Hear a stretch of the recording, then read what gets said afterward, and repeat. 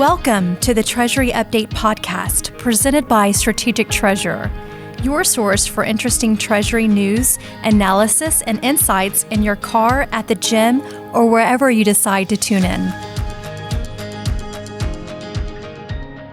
On this episode of the podcast, Craig Jeffery, Managing Partner of Strategic Treasurer, gives a Treasury review of 2021.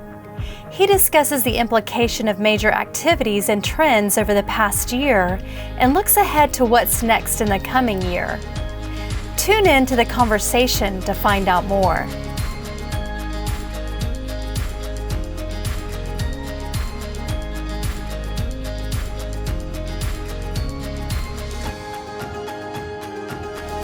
Welcome to the show, Craig.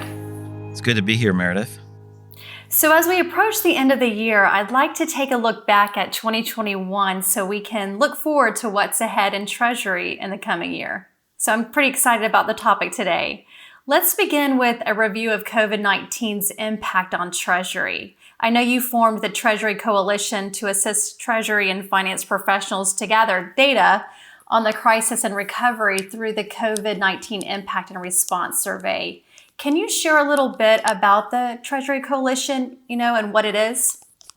Sure. So we formed the coalition, which was over 20 organizations, financial institutions, consulting firms, media companies, to help collect and distribute data. Basically, taking regular surveys about the attitudes, response plans, economic impact preparations. We took this survey beginning in March of 2020 and ran it through into April of 2021. It began on a weekly basis, went to biweekly, monthly, and then bi-monthly. So we have a massive amount of data as we move through the trough and onto the recovery, and looked at everything from economics to attitudes about virus, vaccines, stay at home, travel, things like that. So captured a lot of information really quickly, so we'd have that data during a crisis or during the pandemic, as opposed to trying to do a debrief later on. How was Treasury and finance organizations impacted overall, and do you think that they bounced back this year? That needs an answer that's a bit calibrated because it depends on the industry mostly, somewhat to some extent on the particular company. But yes, there was ongoing return in some organizations this year. Last year, recovery started after several months in the trough, the lost quarter, if you will, from the middle of March, April, May, even much of June was part of the lost quarter, and then things started recovering at different speeds in different areas. So most have responded well over time. Some took a lot longer: hospitality, travel, restaurants, as we go in and out of restrictions depending on the area of the country, and staff issues caused by several different reasons. Yeah, generally it's responded well. Many organizations have added cash as a ongoing buffer, heavily in the beginning, but still are quite cash heavy. The economic ripples are still continuing, I think, as we all know and see. There's unemployment, issues. While many of them have abated, there was this long period of heavy unemployment that bounced back. There's the Great Resignation. So many people leaving the workforce. That's a significant impact globally, certainly not just in Europe or the U.S. Yeah, and so the idea that there was some funding, in the U.S. that created more demand, coupled with supply chain delivery issues, some of the compensation on unemployment created a dearth of workers in some areas. So some of this has had a compounding effect. And I think we're looking forward to see how we move through this and out of this on an ongoing basis. Yeah. Hopefully a little bit more better news next year as those ripples continue. So switching gears a little, what are some buzzwords used in 2021, and will that change in 2022? Yeah, I'm glad you told me you're going to ask about buzzwords, because I'm not sure I would have been able to come up with them off the cuff. But transitory was a buzzword. Transitory inflation. The Fed used those a little bit, and it seemed like that was more of a projection of of a hope, maybe somewhat against the fundamentals. We thought, oh, it's a short-term, very short-term spike, but we see that continuing. So transitory is, I think, came into our vocabulary, maybe with a little derision, and it seems to have left. The second was cloud native, and we see that as the beginning of the use of that as a buzzword. It's becoming more common, and it seems to be replacing SaaS, or software as a service, as a term. And we expect that to be fully entrenched in 2022. So cloud native, expect to hear that more, running things on, Azure, Amazon Web Services, Google Cloud, those types of services. And that ties into the third one, which is platforms and platforms as a service. That's a near synonym to cloud native. There's some differences as well, and you're going to hear that more frequently as well. So platform as a service is, can we run everything like we were talking about on Azure, Amazon Web Services, et cetera. And the idea of platforms, even Swift has they're shifting to a payment messaging platform as opposed to just transporting data and ensuring the handoffs are right, a central place for managing messages, providing better visibility. So platform is touches on other areas too, not just Swift and not just the platform as a service models. The fourth one, I've got 5 if that's okay. The fourth one is APIs. So 2021, I think in terms of the use of a buzzword, 2021 was a big year for APIs. It's been several years ramping up. Big year in 2021 for using the term APIs. That may bleed over to next year as well. But I think API directories, I think we're going to be using that perhaps more in 2022. So this, ability to house lots of these, I'll call them connectors, that help you connect either internally to your systems, with banks, with other information providers or trading partners. I think we're going to be hearing API and expect that to transition to directories. And the fifth one, Meredith, is ecosystems, open banking and open treasury. We've heard about open banking for a while, back from when PSD2 came into play. And so just this idea of we want to use APIs or make our systems open so there can be faster development with tech firms, between banks, et cetera. So this open banking, open treasury has become more common. How good and how broad is your ecosystem fits into this type of model? I think those are some of the big buzzwords I found most interesting in 2021 and some of the changes in 2022. Sure. These are very interesting.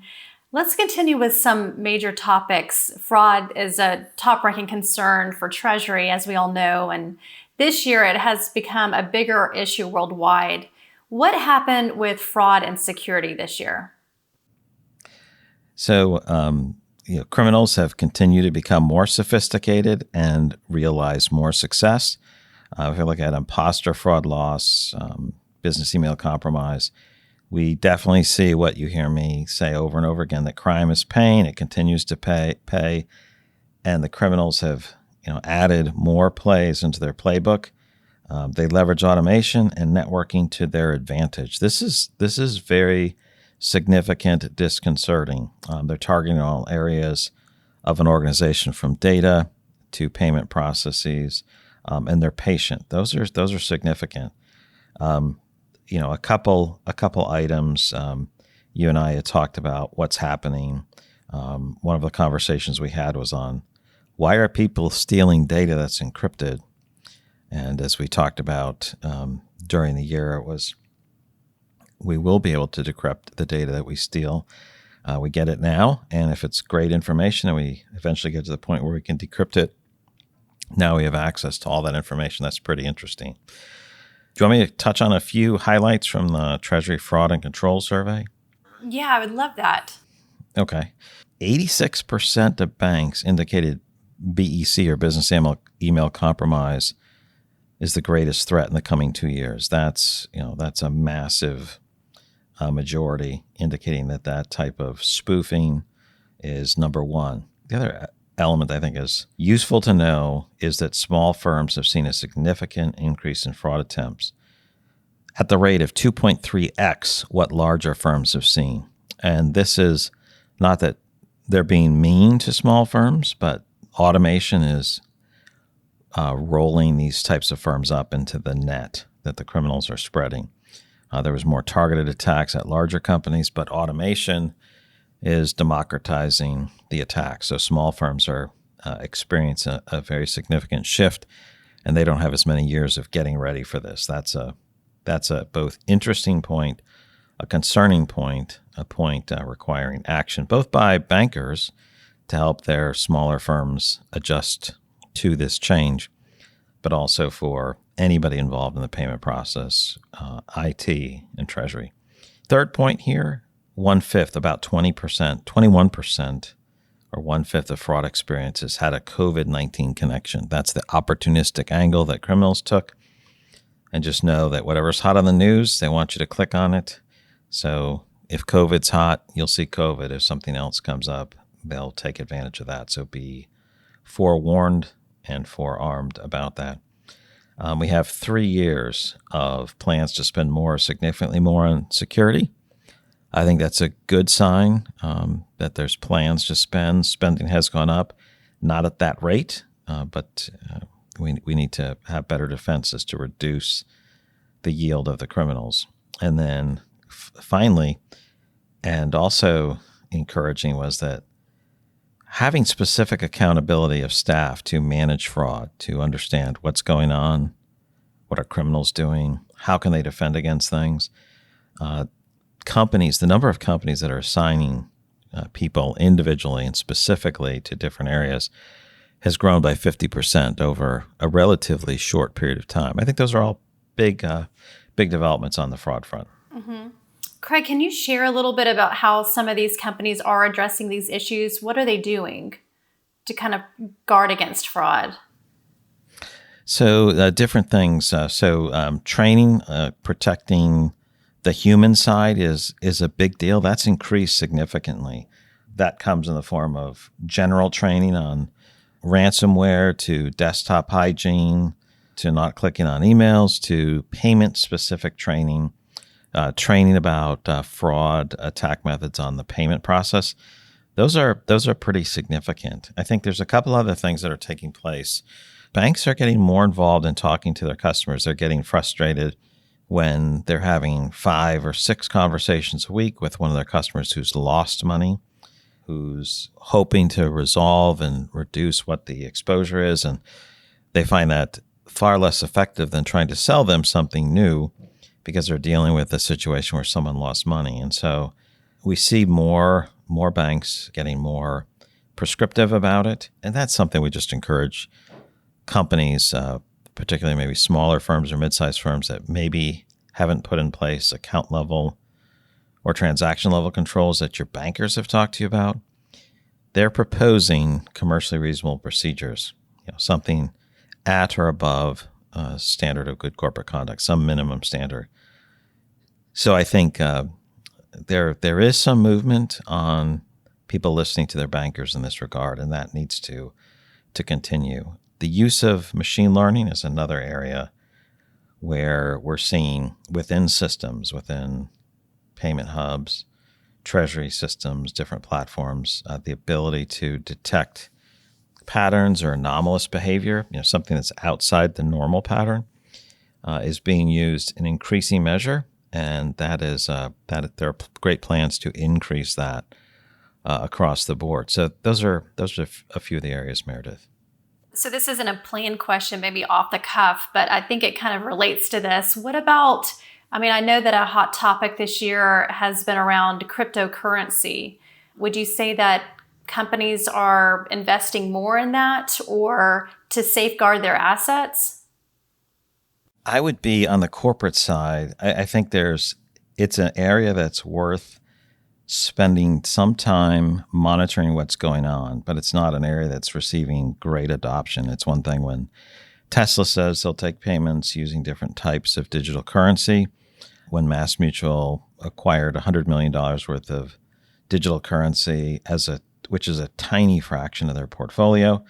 There's a number of areas where there's activity on the edges, and I think those are worth noting. We have a country in South America who requires that people take either their currency or Bitcoin, for example. So it's interesting. It's worth monitoring. It's certainly not prime time for the vast majority of organizations, but staying up with what's going on makes sense. Whether it's a currency like Bitcoin or the news and activity around central bank digital currencies, there's a number of areas here that you can say this is important or this is not really something that businesses are going to do. But given the ranges of options that are being developed and what that can mean for trade and settlement, it's absolutely worth monitoring. And I know we're going to do some series on these things as well. But no, you shouldn't convert all your cash to Dogecoin or Bitcoin tomorrow. That's good. Yeah. That's good advice. Before we talk about technology in 2021, can we cover what strategic treasures, their content delivery, what you're doing new, trends? What are you seeing? That's a great setup, and I'll try to make this more informative than a commercial. Treasury Update podcast is listened to in over 140 countries, which is at least 100 more countries than I would have ever expected it to get a hearing in. So everyone who's listening, thank you. Especially where English is maybe the third or fourth language on the country's list. So that's fairly encouraging that it's getting a broad reach. We also added a Open Treasury podcast, and I'll tell you a little bit more of that in the context of CTM file or cash and treasury management file activities that we did. So there's another podcast that you can listen to. It's called Open Treasury. Right now it's coming every other week. You can find that wherever you get your podcast from, and that may move to a weekly podcast sometime in January, but most certainly by February, that biweekly Treasury news update will increase its frequency. The Coffee Break series on this podcast, Treasury Update, continues. We're going to put more voices on that, more than just Alexa and Craig. So we're pretty excited about that. There's a couple new series of very I think I've heard the term snackable content. I've heard that in marketing, and so I'm going to use it. That we're putting more snack size pieces of content for the Coffee Break series.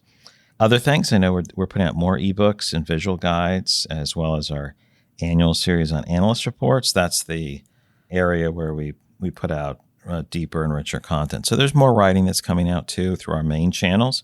In August, we acquired all the assets of CTM file, cash and treasury management file. Some of the listeners will know Jack Large and what he's done there. It's been great. He continues to work with us, and we're loving the relationship that we have with Jack and this great news and media outlet. So we're expanding. It's going on in Europe.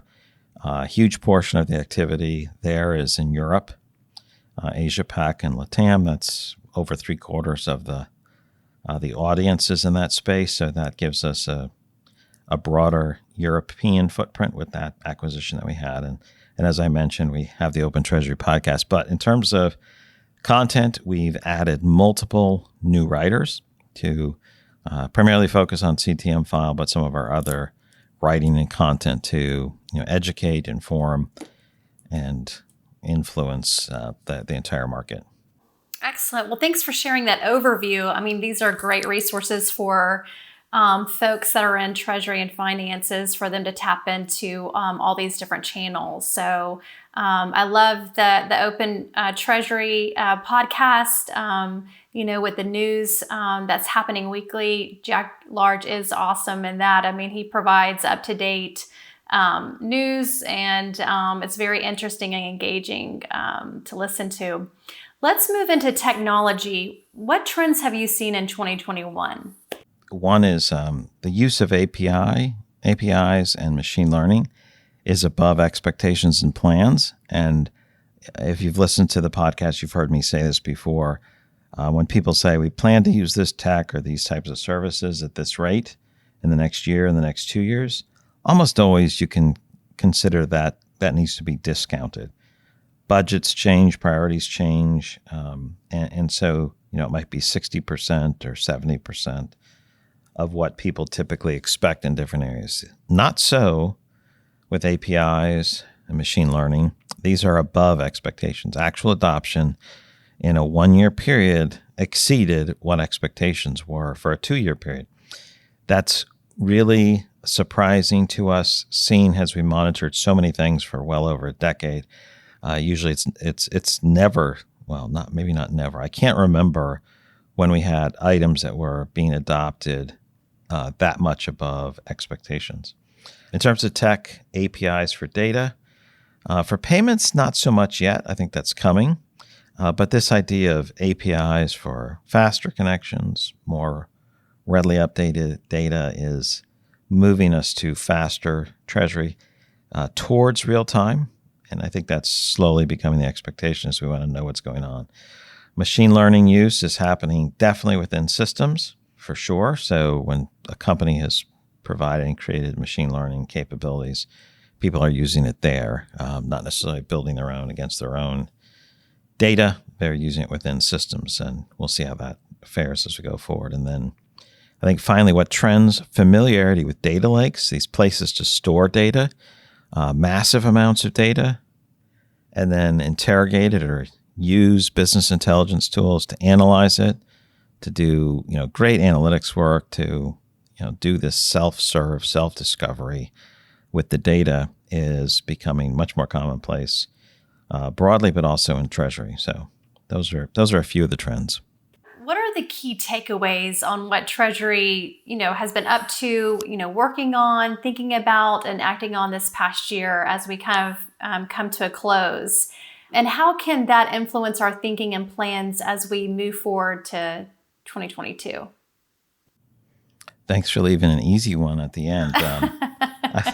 But no, I mean, seriously, you had asked, told me you're going to ask about takeaways for this forward look. And so I just thought of a few things that I wanted to emphasize.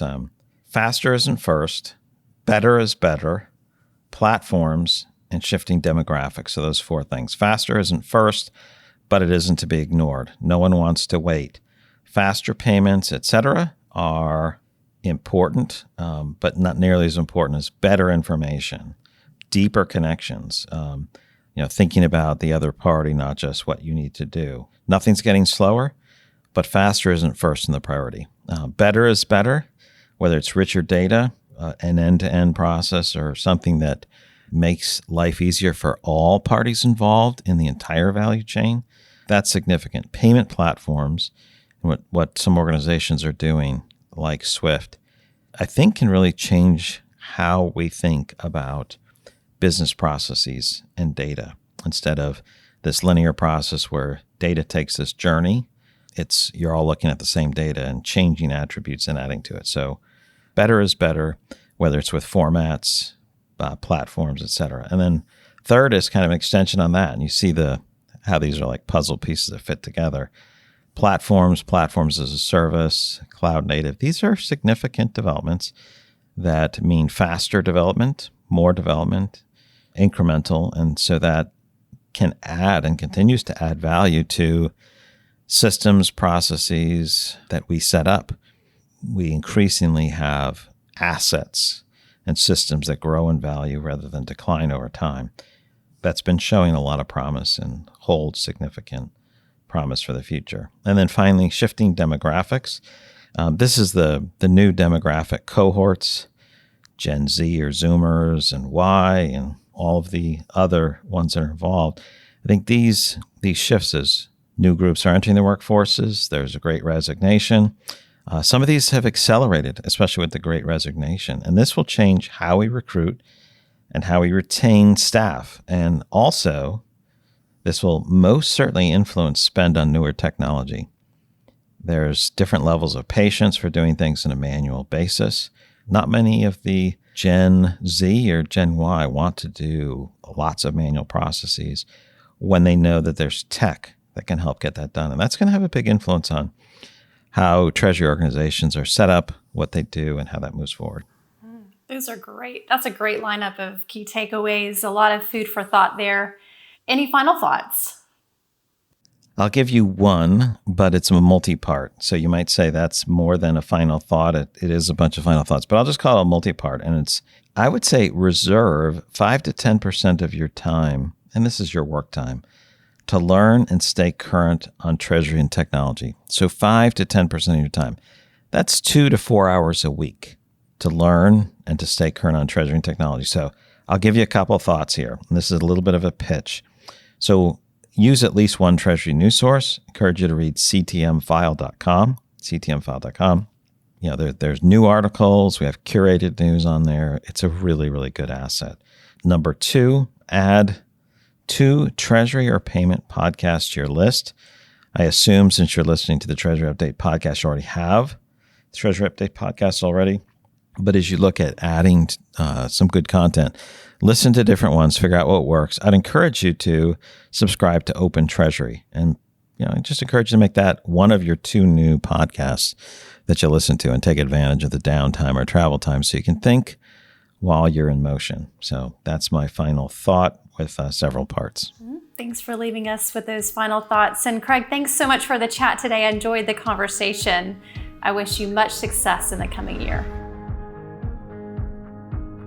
You've reached the end of another episode of the Treasury Update podcast. Be sure to follow Strategic Treasurer on LinkedIn. Just search for Strategic Treasurer. This podcast is provided for informational purposes only, and statements made by Strategic Treasurer LLC on this podcast are not intended as legal, business, consulting, or tax advice. For more information, visit and bookmark strategictreasurer.com.